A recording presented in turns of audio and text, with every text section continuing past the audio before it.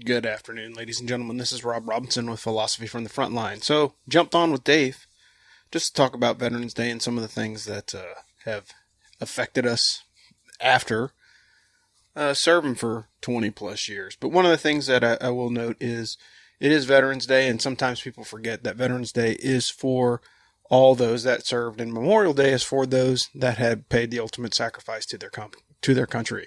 But either way, just want to give you a quick update on what's going on with me. Obviously, there is a lull right now in the show, and that is due to me working on some other projects. So I'm working with the Ask for Football team again. We're producing the College Football Roundtable as well as the Army Football Show. I'll drop links in the description of the podcast for that. But either way, pretty good conversation. We kind of started wandering at the end, but that just kind of happens naturally when Dave and I get together because we've known each other for almost 20 years. And definitely something that we enjoy. But just remember, Veterans Day is not about getting a discount at Applebee's or a free appetizer or whatever like that. It's about your service. And just want to say thank you for your service as we get into this episode of Philosophy from the Frontline. This is episode number 57. And we'll see you guys on the high ground. Thanks.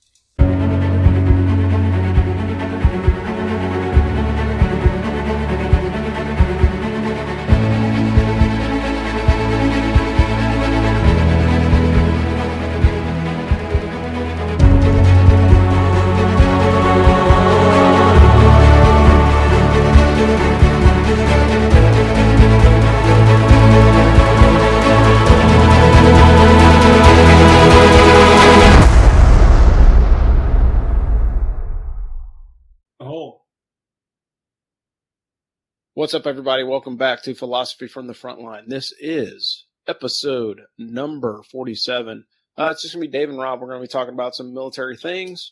We're going to be talking about how can I say this? How culture impacts the military, and everything else is it's generational. It's layers, and sometimes we don't like to talk about it. And one of the reasons why we don't like to talk about it because that means we would have to admit that things are different sometimes from when we were in. So, I say that because there's a difference in the generation, the problem sets that they're tackling, the wars that they fought, and how everything kind of goes. And really what kind of got me going down this line of inquiry or line of thought was a couple days ago, scrolling through LinkedIn, and another guy from a organization called Moth and Flame. He works with them. They do a lot of veterans mental health help and virtual training to help reduce combat stress and sexual assault response and all this other stuff. And I'll drop their information in the description. But he posted something about a young man that we had both served with, and it kind of makes me realize how small the military actually is. So JC Glick and I basically we're about 9 to 18 months behind each other in a lot of different assignments. And the funny part is we knew each other by reputation in the military, and now we know each other by our work afterwards because, we've just come across the same kind of people in the same spaces. And the bottom line is we all like helping soldiers, particularly those that are in distress post military career. So it's been helpful. Introduced him to some folks that I know. They are actually, some of them are working for them, some of them are working with them. But Moth and Flame is a pretty good company. They actually have a legit sexual assault response kit that's VR. So you put your VR goggles on, and then you're able to kind of work through the process of treating a casualty in that respect. But he mentioned Ben Tiffner and kind of just made me realize, Ben passed away on November the 7th in 2007. And so you think about that's 15 years ago, and it had been 19 years since Ben had served with me. So it was pretty crazy, but just makes you think about the different points and the different people that you meet throughout the course of your career. Since Veterans Day is coming up, I figured I'd just do a quick episode with Dave here and kind of talk about generationally in the Army, what you've seen, what we've experienced, and kind of how it's different based off of the observations that we see today. But Dave, how are you doing today? What's going on with you? We're doing good, brother. On this very note, thinking about what you and I were both going through when we both got out after more than 20 years of service, and the learning curve that took place. Uh, Veterans Day is a good day. If you're not doing anything, man, just call a friend, just call an old buddy. Keep them company. Reach out to that guy that you ain't talked to in a long time. I think you'll be surprised at their reception. Yeah, I think we all talk about the buddy check, and that's something that's become part of the lexicon after the military career. I mean, we did it kind of inherently as leaders when you're in the uniform, but really you don't reach out and connect with folks that often because, again, everybody has lives, people are busy, and again, generationally, people are in different places. So if you're still on active duty, that's a little bit different talking to somebody that's been out for 10 years. Doesn't mean that you aren't friends. Doesn't mean that you don't have stuff to talk about, because there's plenty to talk about, but you are in different places in your life, in your career. And I've come to find that the folks that I still tend to connect with better are the people that I connected with before I even, threw the uniform on. Those are still good friends, and they always will be. But the conversations are usually a little bit different with somebody that you served with, or you serve like with similar type people.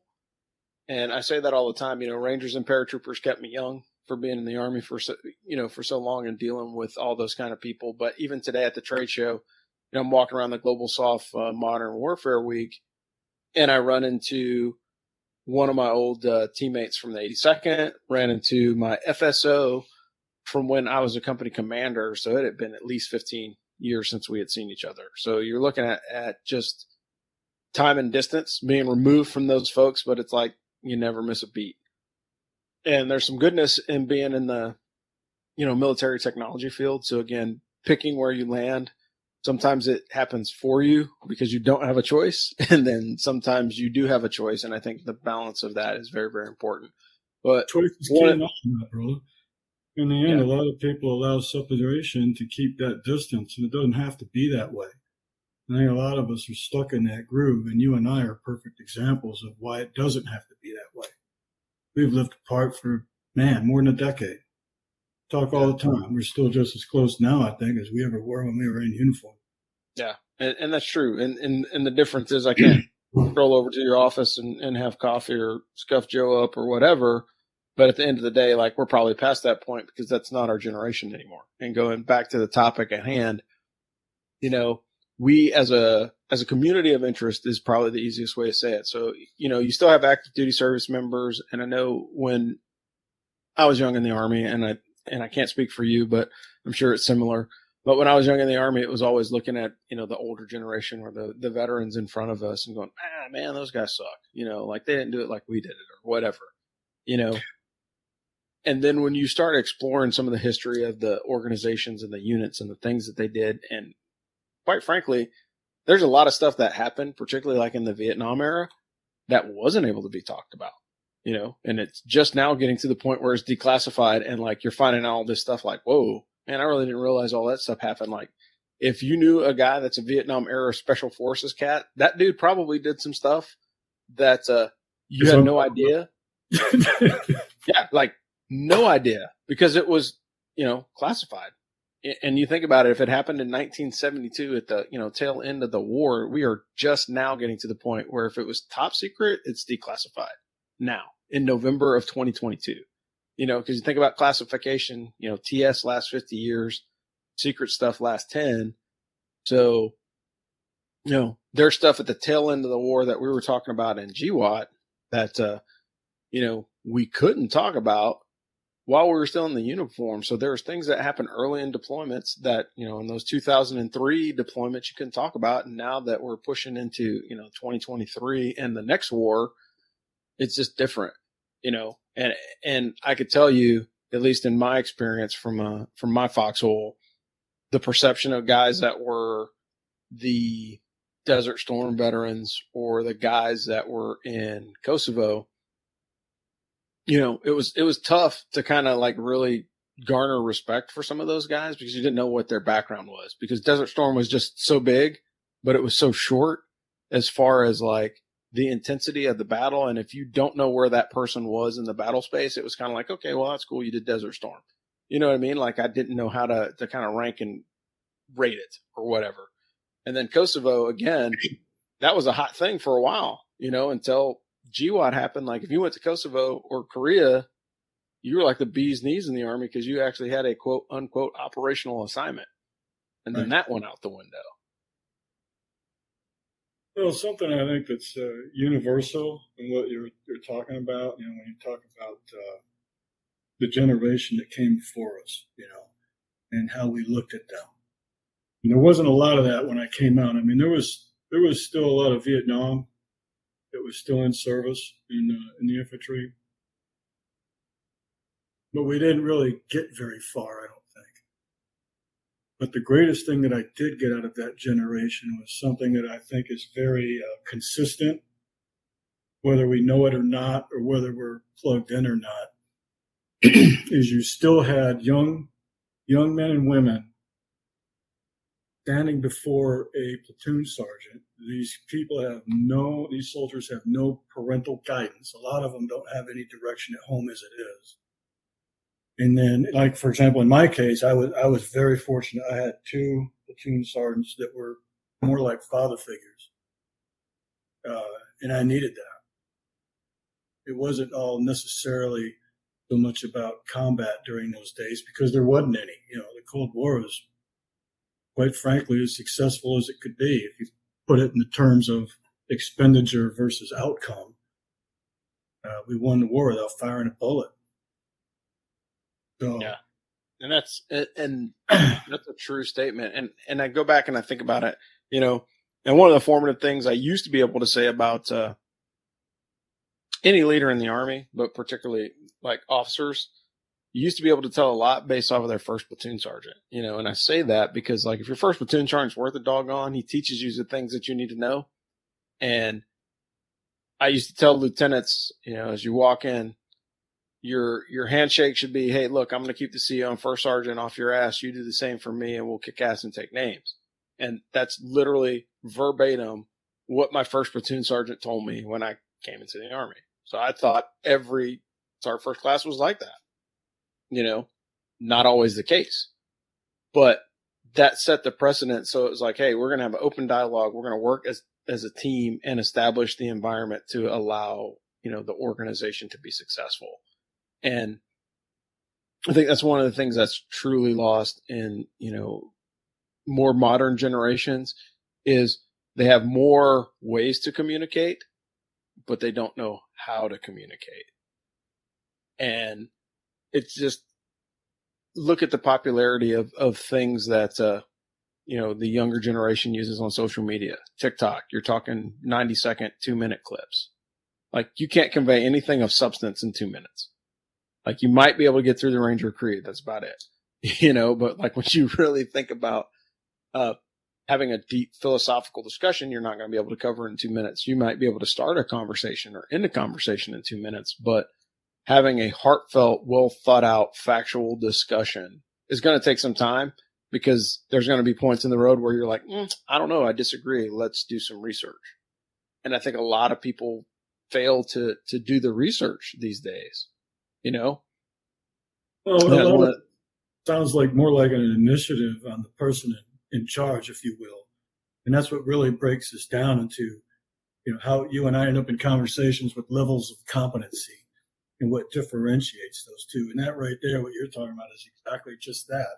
You can't communicate an idea to somebody. And with all those methods of communication, man, you're truly lost. You're down on from as far as like good, bad, or ugly scale. You're at the ugly scale. Yeah.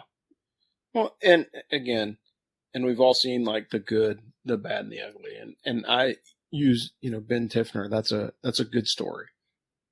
Serving with a guy who left an impact. The guy was a tremendous human being, man. Like there's thousands of people that have interacted with that dude before and after, his passing. And then every time his name pops up, it just reminds me of just some great moments. Like I said, my only complaint about the dude was like when he was on the radio, like the dude would whisper Like, and it was like, damn, man, I can't hear this guy. And, talking to one of his mentors, it goes, well, he learned that from me because I taught him to talk low on the radio because it forces people to listen to what you have to say. And they're like, technique, not a technique that I would use, but a technique. Okay, cool. And so that's one of those good news stories. And then you have like the bad is, the experience that you and I have with Chuck Pearson. We talk about this because like that's one of those situations where had he had more people in his life that communicated with him regularly like us, like we do, like even if there's nothing to talk about, at least it's better than the end result of what we got. Right. And if you guys are listening and don't know the story, bottom line is Dave and I served with the same guy, Chuck Pearson, and is what it is. He was killed by the police. But my gut tells me, knowing the way that Chuck is, no, it was suicide. Away. I think what? he did on purpose, man. Yeah, like I legitimately think that it was suicide by cop. And I think that was it. And that bad part of it is that he had people around him. He just didn't have the right people around him. And I think that goes back to the culture thing. And that goes back to, what culture is the Army in? And I think the bad part of it is, for me, at least from my perspective, what I'm watching is I'm watching an Army that is chasing the wrong mission, and yeah, we have different perspective because we showed up in an Army that was well prepared. And you were even, you even more so than me because like you guys were on the bird to go to Haiti. Yeah. Oh yeah. And that got turned around. So, if you think about guys that joined the Army late 80s, mid 80s, and retired in the early 2000s, 2005 to 2010, basically pre-surge Army guys, they had some stuff happening, but a lot of the heavy lifting was done by special operations. So you had, all the SF missions that were going on in South America doing counter drug stuff. You had Desert Storm. You had Grenada, if you were lucky, in the Ranger Regiment. You had Just Cause in the 82nd, small part of the 82nd and Ranger Regiment. And then you really had Somalia. And that was like, those are like the big marquee, for lack of a better term, two-way shooting matches that the Army had gotten into. So like when you saw a guy that went to Somalia as a young dude in the military, like it was like, whoa, dude. Like I had a guy in my my company that had a combat patch but no CIB, which was weird, right? But he was an E4 from the 10th Mountain that was in Triple Deuce. Enough said, right? He was in Somalia at the time when all the stuff went down with the Rangers.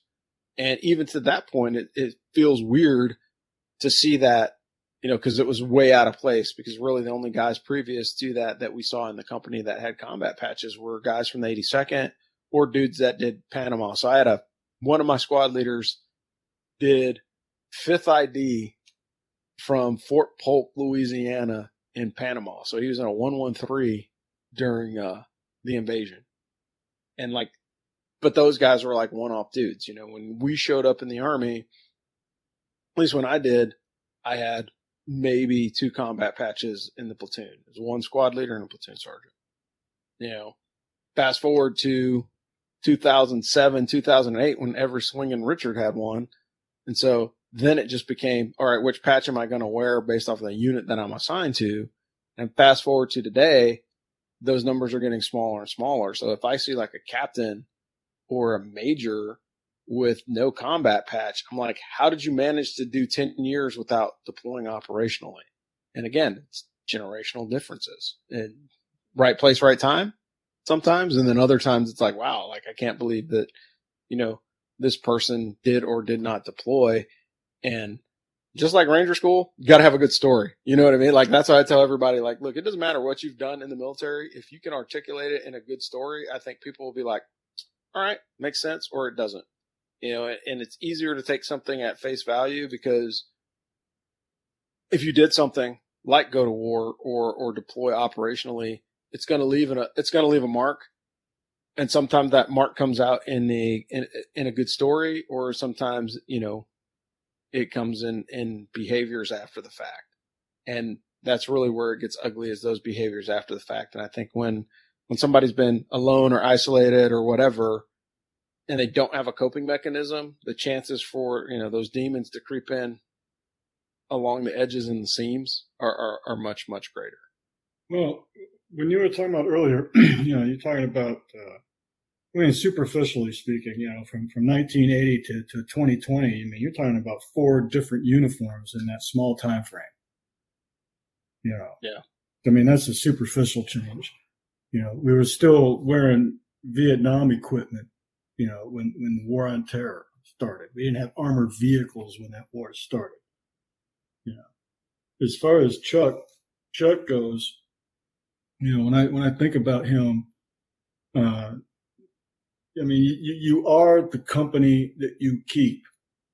And you say this all the time, Chuck, man, he wasn't hanging out with other snake eaters. He was hanging out with a bunch of bums.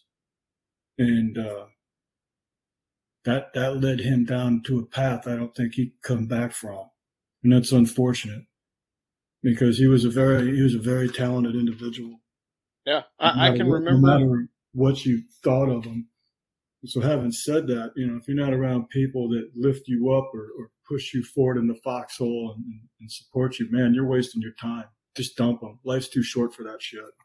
In a macro, when you're talking about being actually in service, some of us are lucky. You have those good leaders, and if you don't know what they look like, they strive to lead.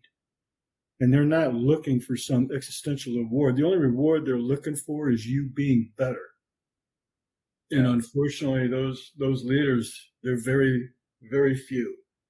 And those are the ones that subordinates definitely look to emulate. And I looked to emulate the platoon sergeants that I had. And I was just lucky. I did not have selfish jerks for platoon sergeants as a private. I certainly had them as an NCO. I had tons of them. And they're the ones that I consider the bad. And those are the ones that do the absolute minimum to get by and get that block. They don't care about you. They're often toxic, but not always. But all you can think about is, getting away from them. And then to me, the ugly are those that operate only in the interest of their own self-advancement. Yeah. And they are toxic. Yeah. They're the boardroom soldier, Yeah, it reminds me a lot. I used to give this pitch at Ranger School after the guys would come out of the field. And the 2 guys that I would talk about as toxic leaders. And I said, look, a toxic leader is not somebody that uses the F word. Like we went for many, many years in the military, and you being a former IG guy, this probably better than most, that, somebody that says fuck does not necessarily mean that they're a bad person. You know what I mean? Like just because they said that word doesn't mean that they're toxic. But for many years, circles for sure.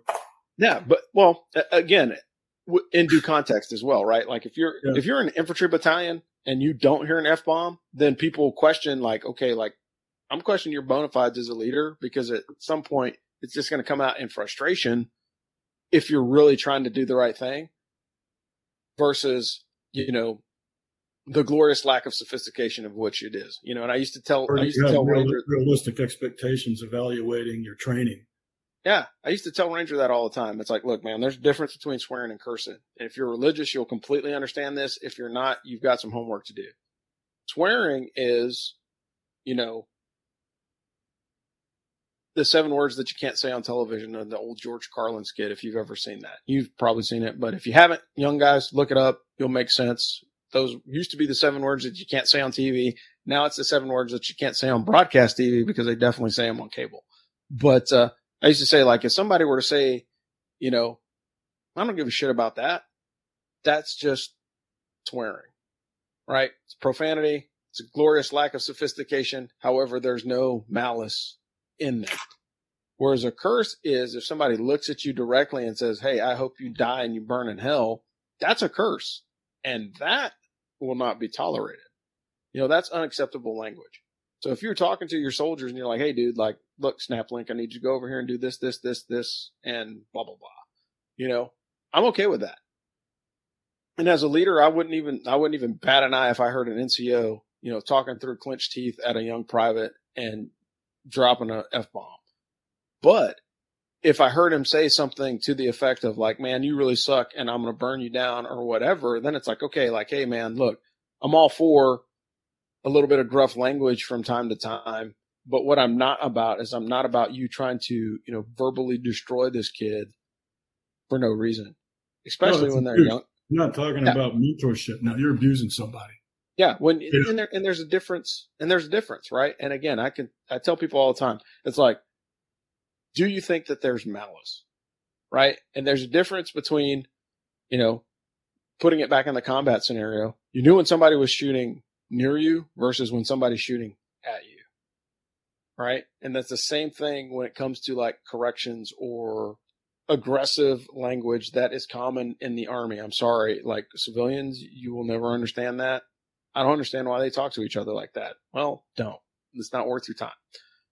But, when it comes down to something to that effect, like you can tell when somebody like has your best interest in mind. Like, it's kind of like when your parents are like, oh, this is going to hurt me more than it's going to hurt you. Yeah, right. This is going to hurt me.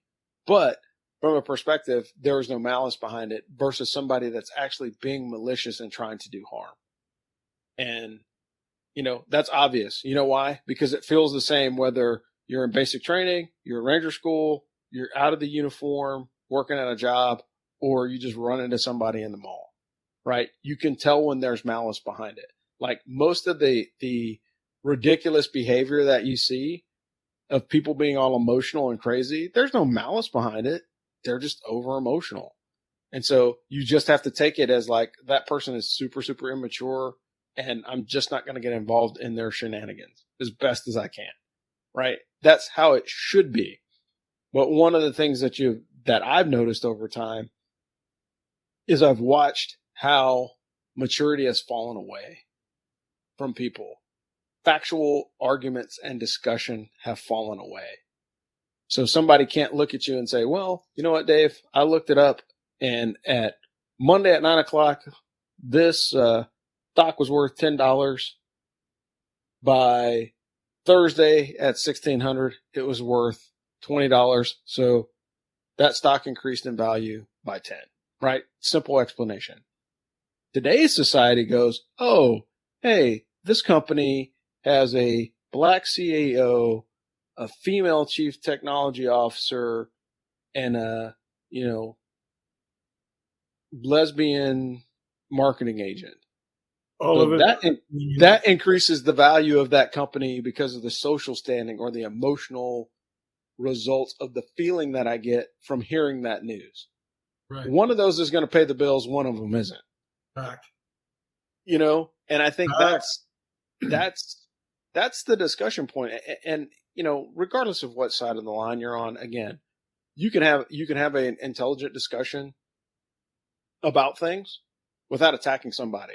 And that's the first sign that you know that somebody is on unsure footing is because they get emotional and then they start attacking. Right? If you get emotional and you start attacking me, I've already won the argument. Yeah.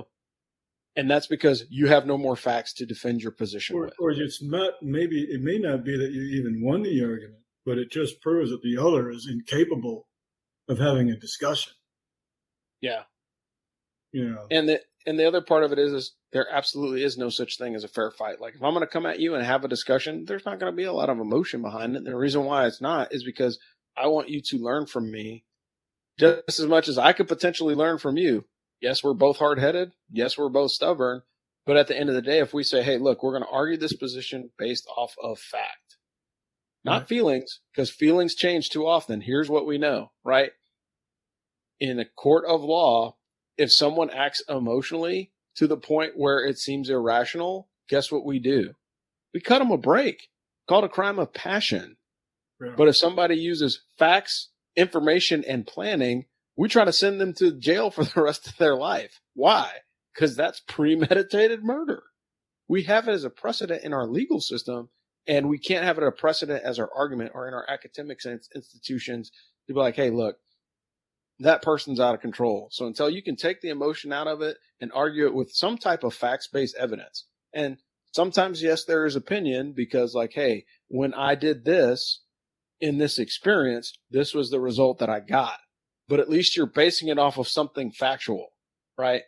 When I was, when I was a freshman in college, I was not good at math. I don't like math. Not that I don't like math. It's like I wasn't good at it. That's why I don't like it. There's a logic train that kind of goes together versus I just don't like math because I don't see the sense of it because it doesn't make me feel good. Right. And so there's a difference just thought pattern wise. And I guess that's really what it is I see the difference in thought pattern.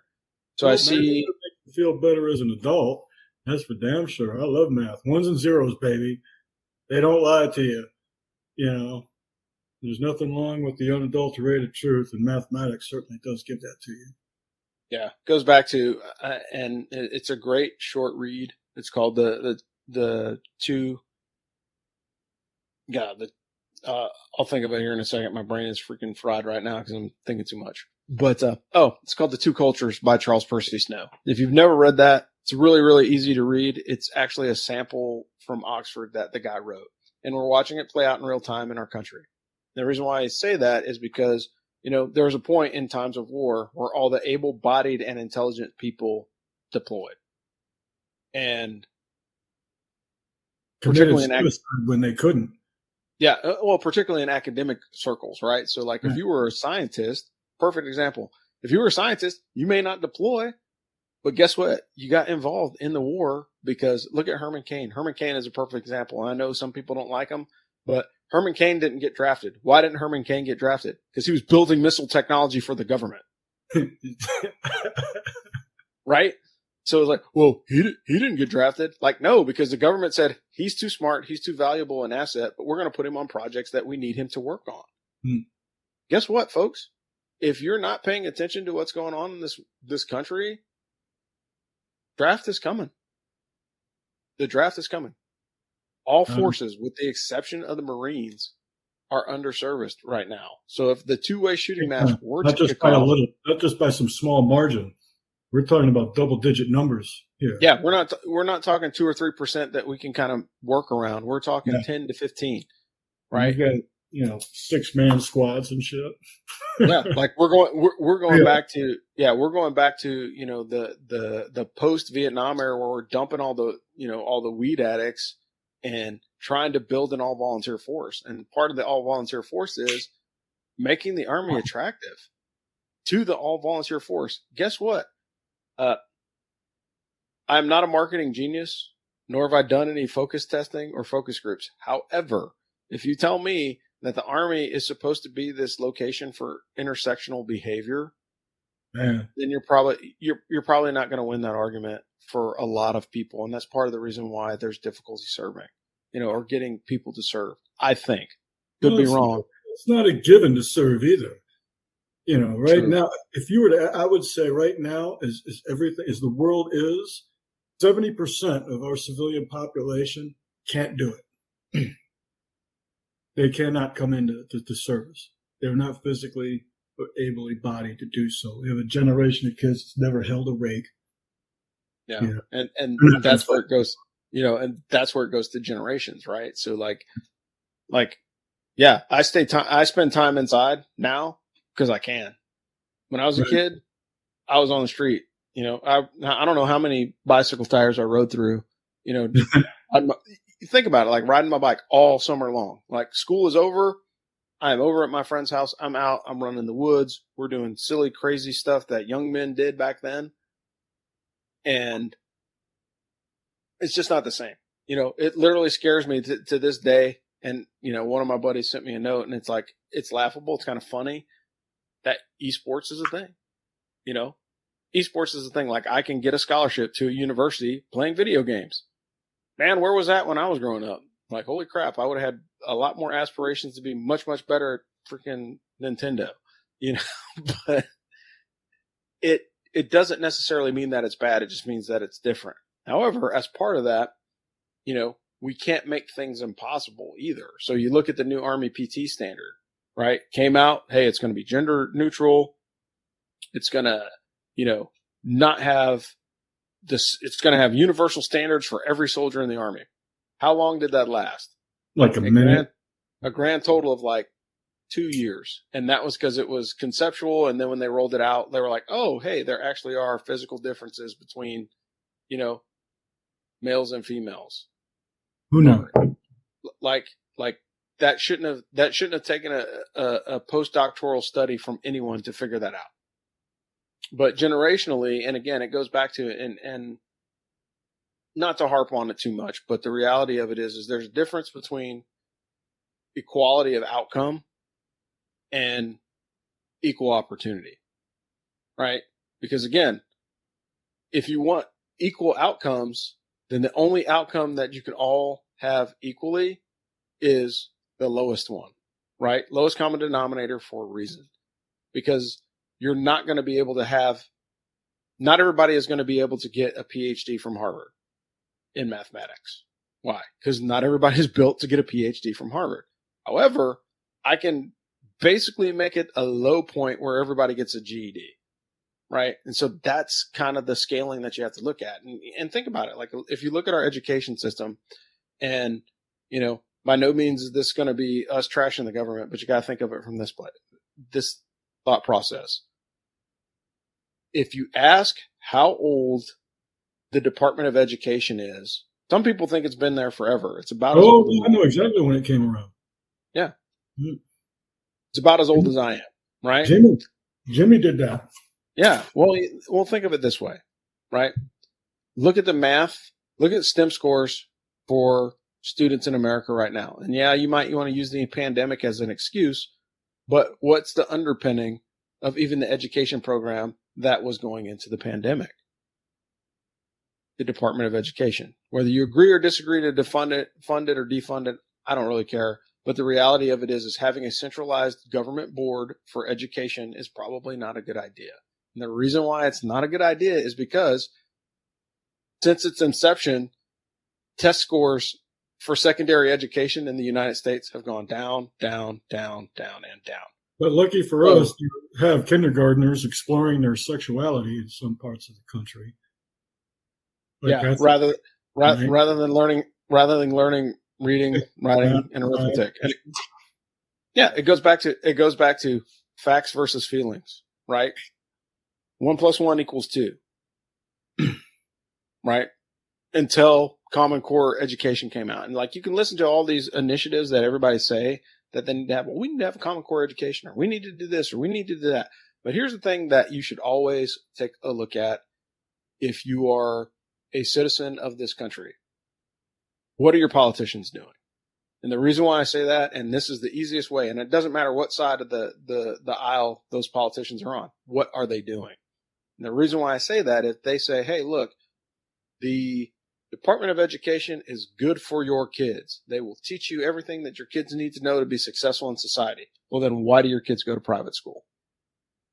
That in and of itself should answer the question. And again, it doesn't take that takes zero effort. Like, hey, look, why are, this senator or congresswoman or congressperson's children going to the Sidwell Friends Academy, but you expect my kid to go to a public school in Virginia? And the answer is, hey, we're screwing you over because you're a citizen, right? That's the real response. Well, our kids deserve this because we're, they have to be in this school because we're in DC, or whatever excuse that they want to use. But the bottom line is facts over feelings. If the fact is the Department of Education is good for our kids, then it should be good for your kids too. If it's not good enough for your kids, then why do you continue to fund something that you know is going to put children behind the power curve, both nationally and internationally? If you ever looked at how much money, did you ever look at how much money the schools in Maryland get? I really hope that changes. They got a new governor, new mayors and stuff. Hopefully that will work because we're post-election day. Hopefully that turns around because they drop, tens of thousands of dollars on students that can't pass. Like there's that one story. The thing is the money's not going to those kids. Period. No, say it so. All these school boards are responsible for distributing those funds to help support kids in the classroom. Most of the time is for infrastructure, but not a lot of it gets to the kids. and it all gets eaten up. That's why when you have bureaucracies like the Department of Education, all that money, all of it, almost all of it goes to support bureaucrats in DC that have absolutely zero visibility of what's going on in your local whole town. And if you're not teaching things that they think you should teach, such as gender identity, they'll withhold federal funds from that school. Or if you won't teach Common Core mathematics, they will withhold funds to that school. And that's the Common Core that I had to specifically fight against for several years to keep up. And again, for me, it's very, very simple. Facts versus feelings. If you get an emotional response, the first thing that you can do is stop. It's like, okay, I'm getting triggered right now. Let me figure out why this is upsetting me so much.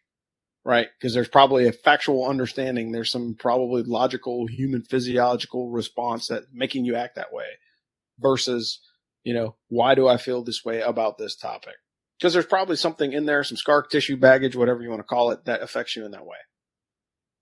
But I can tell you that so many people lose their focus.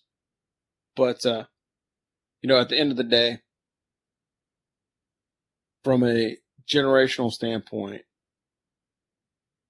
we just got to, we got to understand that there's a difference between the Army that you came in and I came in. There's a difference between the guys that came before us, and there's going to be a difference from the guys that came after us. We have our work cut out for us as a country, and making sure that you understand the problem set really, really helps. And I think it's unfortunate that we don't have the time to do enough fireside chats to kind of get everybody to think the way that we do. And quite frankly, I don't want you to. I want you to challenge ideas. I want you to take a look at other angles and other perspectives. But people tend to miss the mark when they're only listening to people that only respond in a way that they would. Anyway, we have been going for about 40 minutes, so we're going to wrap this thing up. Dave, you got anything else that you want to talk about before we shut this thing down? No, brother. Happy Veterans Day, everybody. Make it your day. Make it your special day. It's yours. You earned it. Enjoy it. If you're feeling alone, man, reach out and call a friend. There's absolutely no reason for anybody to, on Veterans Day to be alone. None. Yeah, reach sure. Out. Yeah, I'll give you the best piece of advice for networking that I ever gave anybody, and I thought it was pretty cool, and it works really well for Veterans Day. So if you are a veteran and you're by yourself, or even if you're not by yourself, pick up the phone and reach out to somebody that you serve with in the unit, somebody that you currently work with that's a veteran, and somebody that was senior to you when you were in. So a subordinate, a peer, and a senior. Reach out to one of those three people or all of those three people tomorrow or between now and Veterans Day. So you do one today, one tomorrow, and one on Friday. And by the time you've done that, you've reconnected with three people that you may actually enjoy the conversation with, but it also could be the difference between, a positive or negative outcome. So just remember, and for those of you guys that aren't in the military or never served, Memorial Day is for the folks that didn't make it. So honor them as best as you can. And Veterans Day is for all the people that served. And you have the luxury of being able to wrap your arms around some of those folks because they actually did make it back, whereas sadly others did not. But either way, this is Rob Robinson from Philosophy from the Frontline. This is episode number 47, and we will see you guys on the high ground. Thanks. Take care. Thanks for listening to Philosophy from the Frontline with Rob Robinson. We will bring you more interesting veteran transition stories, veteran advocacy, and more information in veterans transition in general on a podcast platform near you. This is Philosophy from the Frontline, and we'll see you on the high ground. Thanks.